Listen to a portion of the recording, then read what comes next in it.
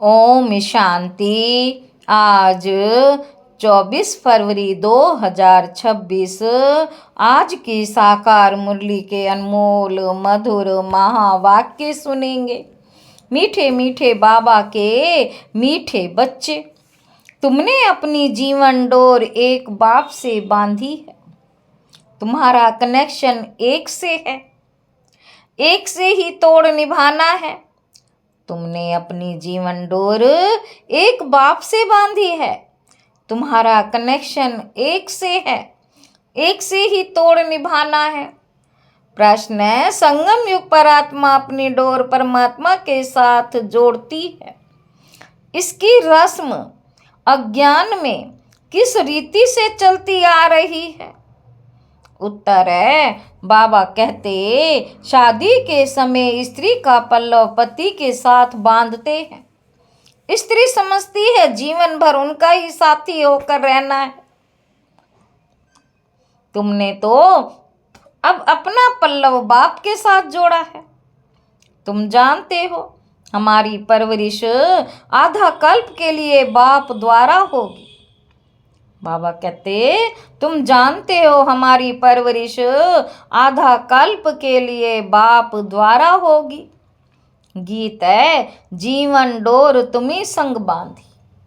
ओम शांति। देखो, गीत में कहते हैं जीवन डोर तुमसे बांधी। जैसे कोई कन्या है, वह अपनी जीवन की डोर पति के साथ बांधती है। समझती है कि जीवन भर उनका ही साथी होकर रहना है, उनको ही परवरिश करनी है। ऐसे नहीं कि कन्या को उनकी परवरिश करनी है, नहीं, जीवन तक उनको परवरिश करनी है। तुम बच्चों ने भी जीवन डोर बांधी है। बाबा कहते तुम बच्चों ने भी जीवन डोर बांधी है। बेहद का बाप कहो, टीचर कहो, गुरु कहो, जो कहो, ये आत्माओं की जीवन की डोर परमात्मा के साथ बांधने की है। वह है हद की स्थूल बात, यह है सूक्ष्म बात। कन्या के जीवन की डोर पति के साथ बांधी जाती है, वह उनके घर जाती है। देखो, हर एक बात समझने की बुद्धि चाहिए। कलयुग में है सब आसुरी मत की बातें। कलयुग में है सब आसुरी मत की बातें। तुम जानते हो हमने जीवन की डोर एक से बांधी है।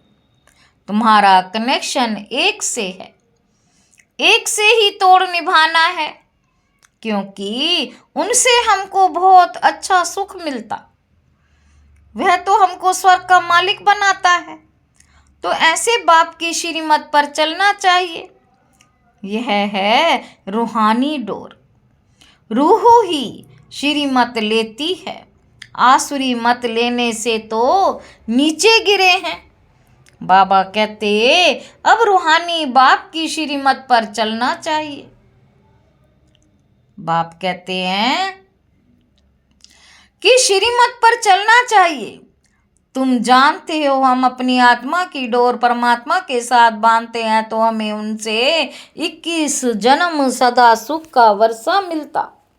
उस अल्पकाल की जीवन डोर से नीचे गिरते आए हैं। ये 21 जन्मों के लिए गारंटी है। तुम्हारी कमाई कितनी जबरदस्त है, इसमें गफलत नहीं करनी चाहिए। माया गफलत बहुत कराती। इन लक्ष्मी नारायण ने जरूर कोई से जीवन डोर बांधी जिससे 21 जन्म का वर्षा मिला है। तुम आत्माओं की परमात्मा से जीवन डोर बांधी जाती। कल्प कल्प उनकी तो गिनती नहीं। बुद्धि में बैठता है हम शिव बाबा के बने हैं, उनसे जीवन डोर बांधी है। हर एक बात बाप बैठ समझाते हैं। तुम जानते हो कल्प पहले भी बांधी थी। अब शिव जयंती मनाते हैं, परंतु किसकी मानते पता नहीं है। शिव बाबा जो पतित पावन है वे जरूर संगम पर ही आएगा। ये तुम जानते हो, दुनिया नहीं जानती, इसीलिए गाया हुआ है। कोटों में कोई आदि सनातन देवी देवता धर्म प्राय लोप हो गया और सब शास्त्र कहानियां आदि हैं। यह धर्म है ही नहीं तो जाने कैसे। बाबा कहते अभी तुम जीवन की डोर बांध रहे हो, आत्माओं की परमात्मा के साथ डोर जुटी हुई है, इसमें शरीर की कोई बात ही नहीं। भल घर में बैठे रहो, बुद्धि से याद करना है तुम आत्माओं की जीवन डोर बंधी हुई है। पल्लव बांधते हैं ना, वह स्थूल पल्लव यह है आत्माओं का परमात्मा के साथ योग। बाबा कहते भारत में शिव जयंती भी मनाते हैं, परंतु वह कब आए थे ये किसी को भी पता नहीं। श्री कृष्ण की जयंती कब, राम की जयंती कब है ये नहीं जानते। बच्चे तुम त्रिमूर्ति शिव जयंती अक्षर लिखते हो, परंतु इस समय 3 मूर्तियां तो है नहीं। तुम कहेंगे शिव बाबा द्वारा, ब्रह्मा द्वारा, शिव बाबा ब्रह्मा द्वारा सृष्टि रचते हैं तो ब्रह्मा साकार में जरूर चाहिए ना। बाकी विष्णु और शंकर इस समय कहाँ है? बाबा पूछ रहे हैं जो तुम त्रिमूर्ति कहते हो ये बहुत समझने की बातें हैं। त्रिमूर्ति का अर्थ ही ब्रह्मा विष्णु शंकर है। ब्रह्मा द्वारा स्थापना वह तो इस समय होती है, विष्णु द्वारा सतयुग में पालना होगी। विनाश का कार्य अंत में होना है। ये आदि सनातन देवी देवता धर्म भारत का एक ही है। वह तो सब आते हैं धर्म स्थापन करने, हर एक जानता है यह धर्म स्थापन किया और उनका संवत यह है, फलाने टाइम फलाना धर्म स्थापन किया। भारत का किसी को पता ही नहीं। गीता जयंती शिव जयंती कब हुई किसी को पता ही नहीं। श्री कृष्ण और राधे की आयु में 2-3 वर्ष का फर्क है।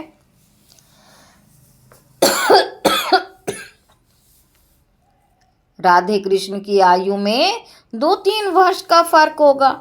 सतयुग में जरूर पहले श्री कृष्ण ने जन्म लिया होगा, फिर राधे ने, परंतु सतयुग कब था ये किसी को पता ही नहीं है। तुमको भी समझने में बहुत वर्ष लगे हैं तो 2 दिन में कोई कहाँ तक समझेंगे। बाप तो बहुत सहज बताते, वे है बेहद का बाप, जरूर उनसे सबको वर्षा मिलना चाहिए ना। बाबा कहते ओ गॉड फादर कह याद करते हैं लक्ष्मी नारायण का मंदिर ये स्वर्ग में राज्य करते थे, परंतु उनको ये वर्षा किसने दिया? बाबा पूछ रहे हैं ये स्वर्ग में राज्य करते थे, परंतु उनको ये वर्षा किसने दिया? जरूर स्वर्ग के रचयिता शिव बाबा ने दिया होगा, परंतु कब कैसे दिया वह कोई नहीं जानते। तुम बच्चे जानते हो जब सतयुग था और कोई धर्म नहीं था, सतयुग में हम पवित्र थे, कलयुग में हम पतित हैं, तो संगम पर ज्ञान दिया होगा। सतयुग में नहीं, वहाँ तो प्रारब्ध है, जरूर अगले जन्म में ज्ञान लिया होगा। तुम भी अब ले रहे हो। तुम जानते हो आदि सनातन देवी देवता धर्म की स्थापना बाप ही करेगा। श्री कृष्ण तो सतयुग में था, उसको ये प्रारब्ध कहाँ से मिली? लक्ष्मी नारायण ही राधे कृष्ण थे, यह कोई नहीं जानते। बाप कहते हैं जिन्होंने कल्प पहले समझा था वही समझेंगे। यह सैपलिंग लगता है, मोस्ट स्वीटेस्ट झाड़ का कलम लगता। तुम जानते हो आज से 5000 वर्ष पहले भी बाप ने आकर मनुष्य से देवता बनाया था। अभी तुम ट्रांसफर हो रहे हो। पहले ब्राह्मण बनना है, बाजोली खेलते हैं तो चोटी जरूर आएगी। बरोबर हम अभी ब्राह्मण बने हैं, यज्ञ में तो जरूर ब्राह्मण चाहिए। यह शिव व रुद्र का यज्ञ है, रुद्र ज्ञान यज्ञ ही कहा जाता है। श्री कृष्ण ने यज्ञ नहीं रचा। इस रुद्र ज्ञान यज्ञ से विनाश ज्वाला प्रज्वलित होती है। इस रुद्र ज्ञान यज्ञ से विनाश ज्वाला प्रज्वलित होती है। ये शिव बाबा का यज्ञ पतितों को पावन बनाने के लिए। रुद्र शिव बाबा निराकार है, वे यज्ञ कैसे रचे जब तक मनुष्य तन में ना आए।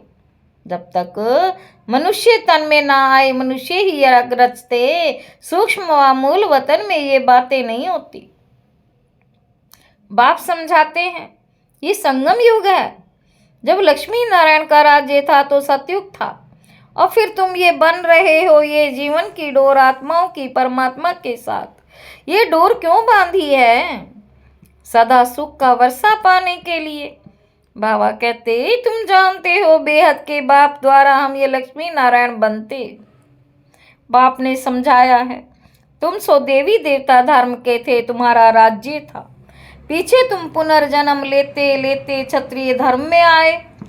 सूर्यवंशी राजाई चली गई, फिर चंद्रवंशी आए। तुमको मालूम है हम ये चक्र कैसे लगाते हैं? इतने इतने जन्म लिए। भगवानुवाच बच्चे तुम अपने जन्मों को नहीं जानते हो, मैं जानता हूँ। अब इस समय इस तन में दो मूर्ति हैं।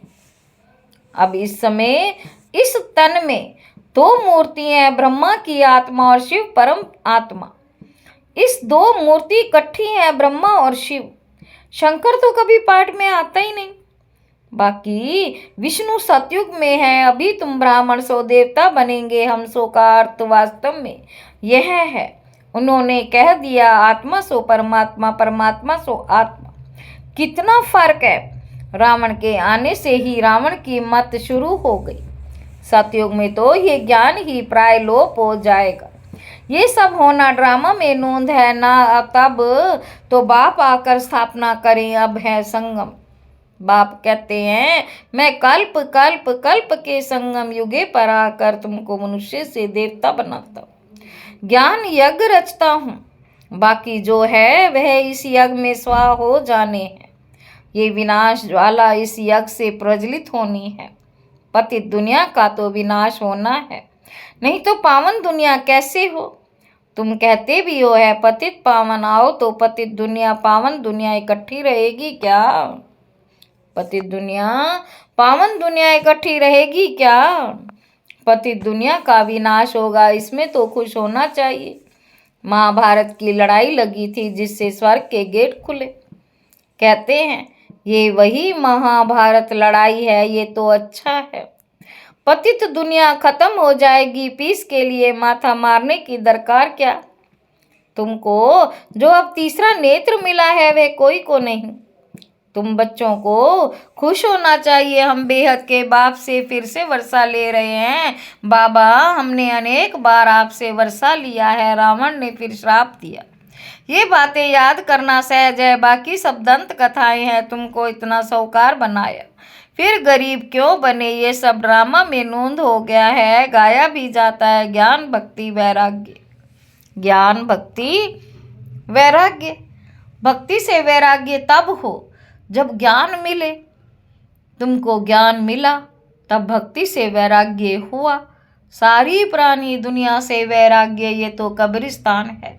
84 जन्म का चक्र लगाया है, अभी घर चलना है। मुझे याद करो तो मेरे पास चले आएंगे। विकर्म विनाश हो जाएंगे और कोई उपाय ही नहीं। योग अग्नि से पाप भस्म होंगे, गंगा स्नान से नहीं होंगे। बाबा कहते माया ने तुमको फूल मूर्ख बना दिया। अप्रैल फूल कहते हैं ना। अभी मैं तुमको लक्ष्मी नारायण जैसा बनाने आया हूँ। चित्र तो बहुत अच्छे हैं। आज हम क्या हैं, कल हम क्या होंगे, परंतु माया कम नहीं। माया डोर बांधने नहीं देती, खींचा तान होती है। हम बाबा को याद करते हैं, फिर पता नहीं क्या होता है, भूल जाते हैं। हम बाबा को याद करते हैं, फिर पता ही नहीं क्या होता है, भूल जाते हैं। इसमें मेहनत है, इसीलिए भारत का प्राचीन योग मशहूर है। उन्हों को वर्षा किसने दिया ये कोई समझते ही नहीं। बाप कहते बच्चों मैं तुमको फिर से वर्षा देने आया हूँ। ये तो बाप का काम है। इस समय सब नरकवासी हैं, तुम खुश हो रहे हो। यहाँ कोई आते हैं समझते हैं तो खुशी होती। बरोबर ठीक है। 84 जन्मों का हिसाब है। बाप से वर्षा लेना है। बाप जानते हैं आधा कल्प भक्ति, आधा कल्प ज्ञान। आधा कल्प भक्ति करके तुम थक गए हो मीठे मीठे बच्चे। बाप तुम्हारी सब थक दूर कर देंगे। अब भक्ति अंधेरा मार्ग पूरा होता। कहाँ ये दुख धाम, कहाँ वे सुख धाम। मैं सुख धाम को सुख धाम बनाने कल्प के संगम युग पर आता हूँ। बाप का परिचय देना है, बाप बेहद का वर्षा देने वाला। एक की ही महिमा है, शिव बाबा नहीं होता तुमको पावन कौन बनाता। ड्रामा में सारी नूंद है, कल्प कल्प तुम मुझे पुकारते हो कि है पतित पावन आओ। शिव की जयंती है, कहते हैं ब्रह्मा ने स्वर्ग की स्थापना की। फिर शिव ने क्या किया जो शिव जयंती मनाते हैं? कुछ भी समझते नहीं है। तुम्हारी बुद्धि में ज्ञान एकदम बैठ जाना चाहिए। डोर एक के साथ बांधी जाती है तो फिर और कोई के साथ नहीं बांधो, नहीं तो गिर पड़ेंगे। पारलौकिक बाप मोस्ट सिंपल है, कोई ठाट बाट नहीं। वे बाप तो मोटरों में एरोप्लेन में घूमते हैं। ये बेहद का बाप कहते मैं पतित दुनिया पतित शरीर में बच्चों की सेवा के लिए आया हूँ। तुमने बुलाया है अविनाशी सर्जन, आओ आकर हमें इंजेक्शन लगाओ। इंजेक्शन लग रहा है। बाप कहते हैं योग लगाओ तो तुम्हारे पाप भस्म होंगे।